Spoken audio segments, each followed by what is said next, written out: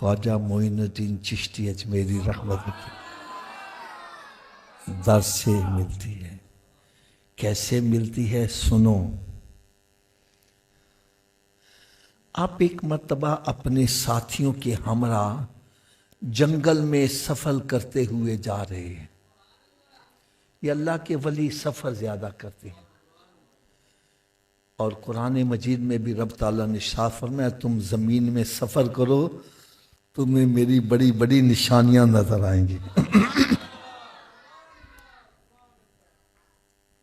اچھا، یہ سفر کرتے ہوئے جا رہے ہیں، رات کا وقت ہو گیا، تو آپ نے دیکھا ایک جگہ پر آگ جل رہی ہے، آگ کے شعلے بلند ہوتے نظر آ رہے ہیں۔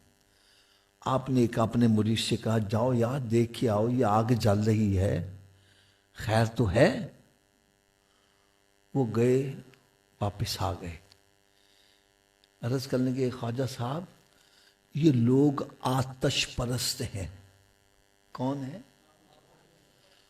آتش کا مطلب ہوتا ہے آگ، پرستش کا مطلب ہے پوجا کرنے والے۔ یہ نا انسان کی کھوپڑی کچھ ایسی ہے، اگر گائے دودھ دیتی ہے تو کہتے ہیں یہی معبود ہے نا، گائے کی پوجا کرنے والے۔ سورج روشنی دیتا ہے، وہ کہتے ہیں یہی معبود ہے۔ کوئی چاند کی پوجا کر رہا ہے، کوئی ستاروں کی پوجا کر رہا ہے، تو کوئی آگ کی بھی پوجا کر رہا ہے۔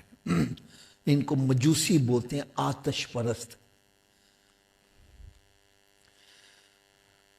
جب اس نے بتلایا جی یہ آگ کی پوجا کر رہے ہیں اس لیے آگ جلائی ہوئی ہے، آپ نے فرمایا چلو ہم ان کو بھی تبلیغ کرتے ہیں۔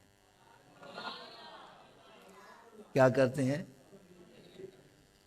آپ جب وہاں تشریف لے گئے نا تو وہاں بہت دنیا وہ آگ کے گرد اکٹھی پوجا پاٹ کر رہی ہیں۔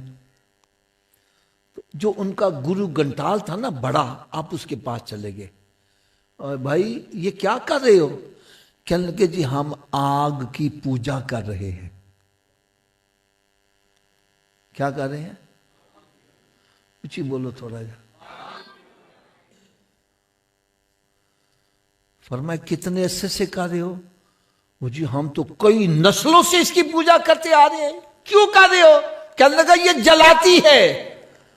فرمایا اچھا، اتنا عرصہ ہو گیا اس کی عبادت کرتے، اب یہ تمہیں جلائے گی تو نہیں نا؟ نہیں سمجھ لگی بات؟ بھئی جس کی تم پوجا کر رہے ہو، نسل در نسل سے پوجا کرتے آ رہے ہو، اب یہ تمہیں جلائے گی تو نہیں؟ کہنے لگے جس کا تو کام ہی جلانا ہے یہ تو جلائے گی، کو پوجا کرے یا نہ کرے یہ تو جلائے گی۔ فرمایا جس کی تم اتنی دیر سے پوجا کر رہے ہو پھر بھی یہ تمہیں جلائے گی، جس کی میں پوجا کرتا ہوں اس کا حکم ہو تو یہ مجھے جلا نہیں سکتی۔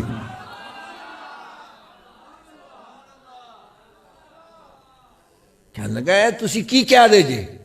بھئی آگ کا کام ہی جلانا ہے، وہ جلائے گی، اس کی کو پوجا کرے نہ کرے یہ جلائے گی۔ تو اس کے پاس اس کا چھوٹا بچہ تھا، آپ نے اس بچے کو اٹھایا اور آگ کے اندر چھلانگ لگا دی۔ بچے کو اس لیے اٹھایا کہ اس کا خون جب آگ میں لے کے جاؤں گا تو ان کی چیخیں نکلیں گی، سب کی توجہ کا مرکز بنے گا۔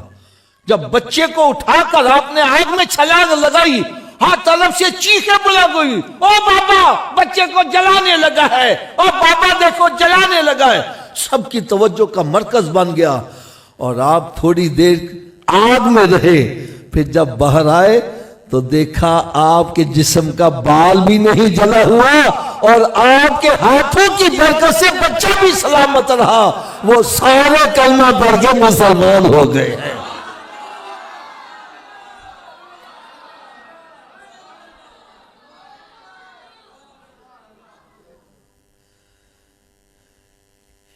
یہ اللہ تعالیٰ کے ولی اولیاء کاملین، ان کا عرس منانے کا مقصد یہ نہیں ہے کہ آئے دو چار ناتا سنیا لنگر کھادا تے مچھا نتا دیندے آ گئے. ارے یہاں آنے کا مقصد یہ ہے ہمیں پتا چلے ان کو مقام کیسے ملا, ہم ان کے نقشے قدم پر چلے گا, ہمارے اوپر بھی کرم ہو جائے. اور یہ اتنا ضروری ہے, اتنا ضروری ہے کہ ہر مسلمان جب نماز پڑھتا ہے ہاتھ باندھ کر بار بار اقرار کرتا ہے, عرض کرتا ہے اہدنا الصراط المستقیم, یا اللہ مجھے سیدھے راستے پہ چلا. سیدھا راستہ کون سا ہے؟ فرمایا صراط الذین انعمت علیہم, جن پر تیرا انعام ہوا ان کے نقش قدم پر چلنے کی مجھے توفیق عطا فرما.